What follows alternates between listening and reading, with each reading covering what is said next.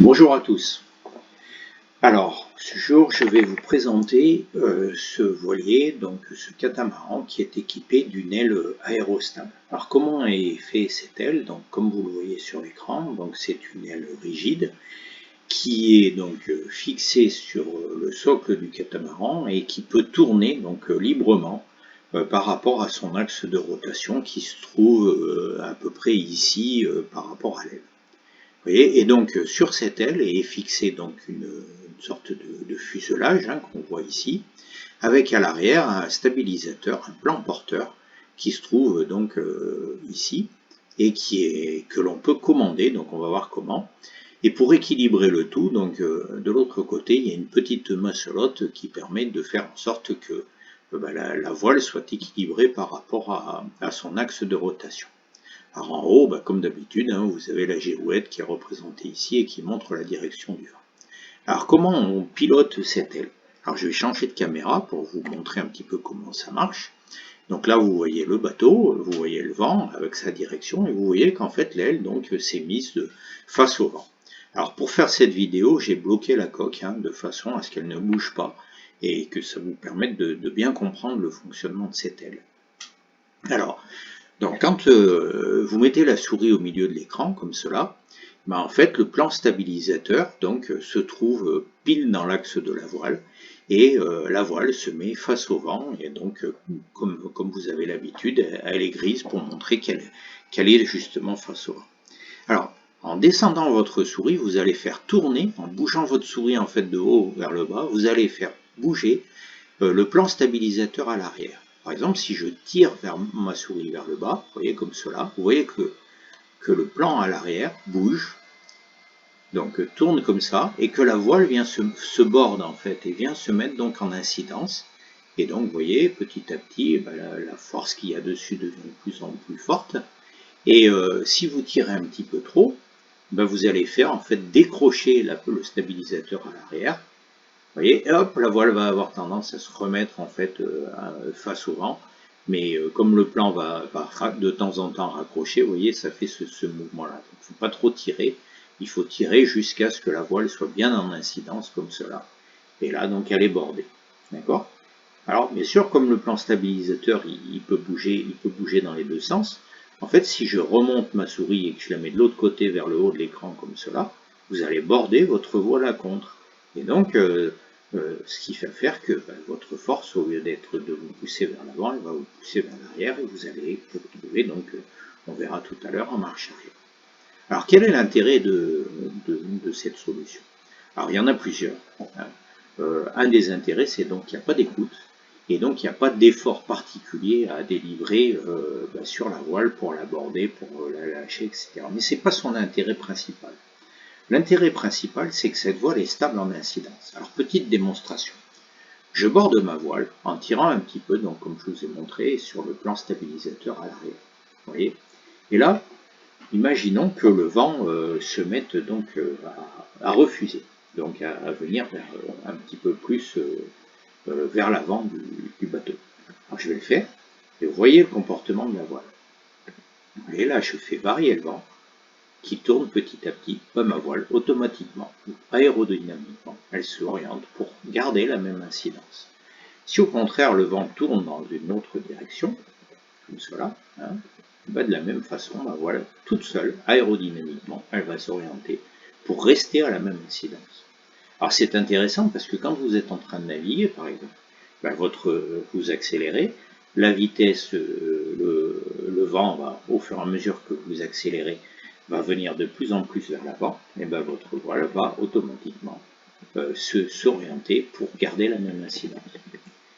Donc voilà comment on la pilote. Alors comment il va falloir faire après? Donc il va falloir bien sûr continuer à concilier le réglage de la voile en mettant la souris vers le bas ou vers le haut, suivant si vous voulez la border d'un côté ou de l'autre par rapport au vent. Et puis bien sûr le comportement du safran qui est avec la souris de droite vers la gauche, comme on le voit là sur l'écran. Allez, c'est parti. Donc cette fois-ci, le bateau est débloqué, il est posé sur la mer et on va voir comment on pilote ce bateau avec cette fameuse voile aérostable. Alors, Là, vous voyez, ma voile, elle est dans l'axe du vent, donc elle porte peu. Et on va commencer à faire une petite accélération. Donc pour faire une accélération, je vais descendre ma souris de façon à faire tourner le plan porteur. Et vous voyez que ma voile va se mettre à porter et le bateau va accélérer. Au fur et à mesure de son accélération, le vent vient de plus en plus de l'avant et donc la voile automatiquement se borde. Et comme le vent augmente, et que je suis sur un catamaran, au bout d'un moment, la coque se lève. Voyez. Et donc, c'est tout stable, on peut y aller comme ça. Alors, il faut quand même faire attention par rapport au chavirage. Mais si je regarde ce qui se passe, vous voyez, ma voile, elle est comme ça. Mon petit plan porteur à l'arrière fait en sorte que la voile porte. Et je navigue tranquillement, comme ça, donc bâbord au mur, avec mon petit plan porteur à l'arrière qui stabilise la voile. Maintenant, imaginons que d'un coup, le vent diminue. Donc je vais faire diminuer le vent. Qu'est-ce qui va se passer? Vous voyez, le vent diminue. Donc comme j'avais de la vitesse, le vent vient de plus en plus de l'avant. Et on voit que la voile donc, se règle toute seule et se borde toute seule. Là, j'ai pas touché à la voile, j'ai pas touché à mon plan porteur. D'accord? J'ai juste agi sur le vent. Maintenant, le vent réaugmente. Qu'est-ce qui va se passer? La voile va s'adapter, puisque le vent vient plus sur le côté. Et donc la voile va s'ouvrir, puis le bateau va accélérer. Et donc petit à petit, comme vous le voyez, elle va se reborder toute seule. Comme on le voit là. Alors je reprends, change de caméra, on va essayer d'éviter la terre.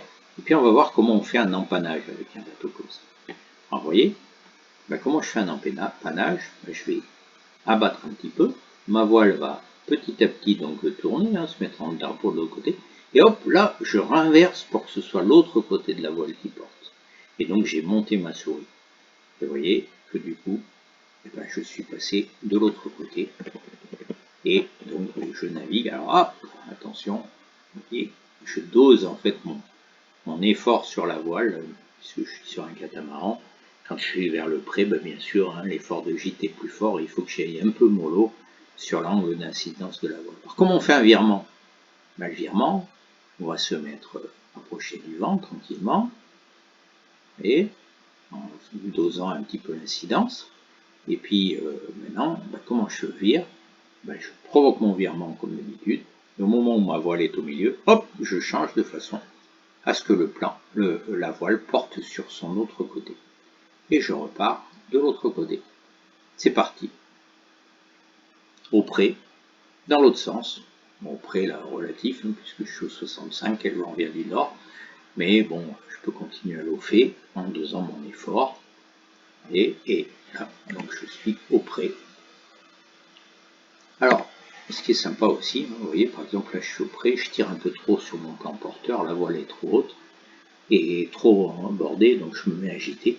Mais je peux utiliser l'effort aérodynamique pour me relever, puisqu'il suffit, vous voyez, que je la fasse porter à contre, et hop, mon effort aérodynamique va me permettre de me remettre sur pied.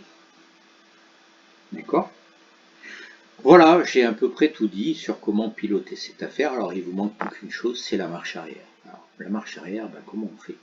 On va se mettre au vent. Je vais essayer de sortir un petit peu de ces cailloux déjà. Voilà, je vais abattre un peu. Hop, continuer comme ça. Je suis un peu trop en arrière. Pour échapper à ces cailloux. Et je vais me mettre à peu près au vent de travers. Donc, voilà. Je me rapproche en même temps que je m'éloigne de ces cailloux pour vous faire une belle démo de marche arrière. Et donc là, je vais faire porter maintenant mon plan porteur dans l'autre sens. Donc je remonte ma souris tout en gardant mon cap. Vous voyez, là, la voile porte dans l'autre sens. Et à partir de là, on va essayer de faire une belle marche arrière. Alors c'est un peu raté mon truc. On va faire comme ça. C'est raté. Donc je la refais. Je me mets dans le travers à faible vitesse. Je fais porter dans l'autre sens. J'inverse ma barre. Hop, hop, hop, hop, hop. Et voilà, c'est parti. Je suis parti en marche arrière. Vous voyez, le plan porteur travaille de façon à mettre la voile à contre. Et donc là, je suis en parfaite marche arrière. Voilà, voilà. Alors, on ne voit pas trop sur le bateau, hein, mais le safran, là, il est de mon côté. Donc, si je regarde, vous voyez, je suis bien en train d'aller en marche arrière. Voilà, je vous ai tout dit, donc à vous de vous entraîner, et puis bientôt, donc, il sera possible de faire des régates avec ce catamaran à voile aérostat.